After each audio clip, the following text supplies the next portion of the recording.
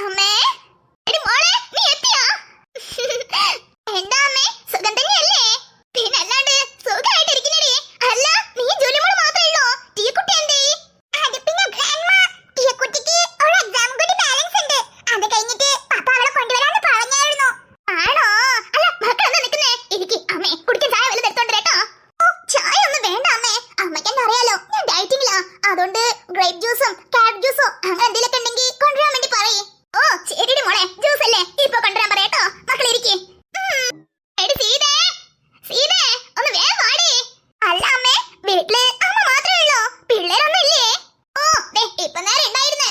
ഇപ്പൊ എവിടെ പോയി ആർക്കറിയാം. അല്ലേലും ലീവുള്ള നേരത്തെ വീട്ടിൽ അടങ്ങിയിരിക്കുന്ന ശീലം ഇവറ്റുങ്ങൾക്ക് ഇല്ലല്ലോ. ലീവ് എന്ന് കേട്ടാ മതി അവിടെ ഇവിടെയും ചാടി മറിഞ്ഞ് കളിക്കാനായിട്ട് വീട് വീടെ കയറി ഇറങ്ങുമല്ലയോ. പിന്നെ എങ്ങനെ ഉണ്ടാവാനാ? ഒരു വൈകുന്നേരം ആകുമ്പോ ഇങ്ങോട്ടേക്ക് എത്തിക്കോളുന്നേ.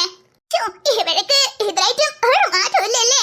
എങ്ങനെ ഉണ്ടാവാൻ എന്റെ പപ്പി? കല്യാണം കഴിഞ്ഞ് 10-20 കൊല്ലായിട്ട് അവരെ തള്ളക്കെന്നില്ല മാറ്റം. എന്നിട്ടാണോ ഈ പൈതങ്ങൾക്ക്? അല്ലേലും അവള് വേണ്ടേ നല്ല ചീത്തൊക്കെ പിള്ളേർക്ക് പറഞ്ഞു കൊടുക്കാൻ. അവരെങ്ങനെയോ നടക്കട്ടെന്ന് പറഞ്ഞ് വിട്ടു കഴിഞ്ഞാൽ ഇങ്ങനെ തന്നെയല്ലേ ഉണ്ടാവത്തുള്ളൂ. ആരോട് പറയാനാ ഞാനതൊക്കെ? ഓ വന്ന കുരിപ്പ്. അല്ലടി പെണ്ണെ, നിന്റെ അമ്മ എന്തേ? കൊറേ നേരെ ഞാനിവിടെ പോവാൻ തുടങ്ങിയിട്ട്. അവിടുത്തെ എവിടെ പോയി കിടക്കുവാ? അമ്മ തൊയ്ത്തിന്റെ എവിടേക്ക് പോയത് അച്ഛമ്മേ? പശുവിന് വെള്ളം കൊടുക്കാനേ.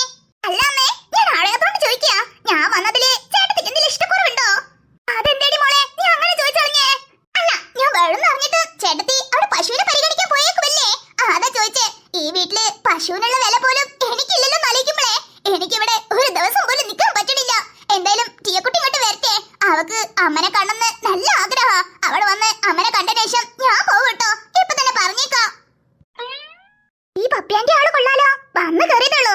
അപ്പൊ തന്നെ അച്ഛമ്മനെ അമ്മനെ തമ്മിൽ അടുപ്പിക്കാൻ നോക്ക. അല്ലേലും ആന്റിയും കണക്കാ, ആന്റിന്റെ മക്കളും കണക്കാ. ഇനിയിപ്പോ ഇവര് പോണവരെ അമ്മയ്ക്കും ഞങ്ങൾക്കൊന്നും ഒരു സ്വൈര്യം കാണത്തില്ല. ഓ പിന്നെ പോവാ, ഞാനിപ്പോ വിട്ട തന്നെ. അല്ലടി പെണ്ണെ, എന്റെ ചേട്ടത്തിനെ പറ്റി നിനക്കെന്നെ അറിയാവുന്നതല്ലേ. അവക്ക് ഈ കുശുമ്പ് അസൂയൊക്കെയാന്നേ. നീ വന്നത് അവക്ക് അത്ര അങ്ങോട്ട് പിടിച്ചില്ല. കാരണം നിന്റെ അത്ര നല്ല നിലയ്ക്കൊന്നല്ലോ അവിടെ ഇവിടെ നിൽക്കുന്നത്. അതിന്റെ അസൂയാന്നേ. നീ അതൊന്നും കാര്യാക്കണ്ട. നിനക്കിപ്പോ എന്താ ജ്യൂസ് അല്ലേ വേണ്ടേ? അമ്മ ഇട്ടോണ്ടരാ. ആവശ്യമില്ലാത്തോരൊന്നും പറയില്ലട്ടോ. നീ ഇവിടെ നിന്ന് റെസ്റ്റ് എടുക്ക്. അമ്മ പോയിട്ടേ മകക്ക് തണുത്ത ജ്യൂസ് എടുത്തോണ്ടരാ. ശരി അമ്മേ. പക്ഷേ ഞാനിവിടെ നിൽക്കാനുള്ള കാരണം അമ്മ ഒറ്റ ഒരാളാ. അമ്മന്റെ മുഖം ഓർത്തു മാത്രം ഇതൊക്കെ സഹിച്ച് ഞാനിവിടെ നിൽക്കുന്നേ. ഓ അത് അമ്മയ്ക്ക് അറിയാലോടി മോളെ. അമ്മനെ കാണാൻ വേണ്ടിട്ടാ മക്കള് മനക്കെട്ട് അവിടുന്ന് ഇവിടെ വരെ വന്നേന്ന് അമ്മക്ക് നന്നായിട്ട് അറിയാം. അതുകൊണ്ടേ മക്കൾ ഇവിടുന്ന് പോണവരെ മക്കൾക്ക് ഒരു കുറവുണ്ടാവത്തില്ല. എന്ത് വേണമെങ്കിലും അമ്മനോട് ധൈര്യമായിട്ട് ചോദിച്ചോണ്ടിട്ടോ. ഓക്കെ അമ്മേ, എനിക്കിപ്പോ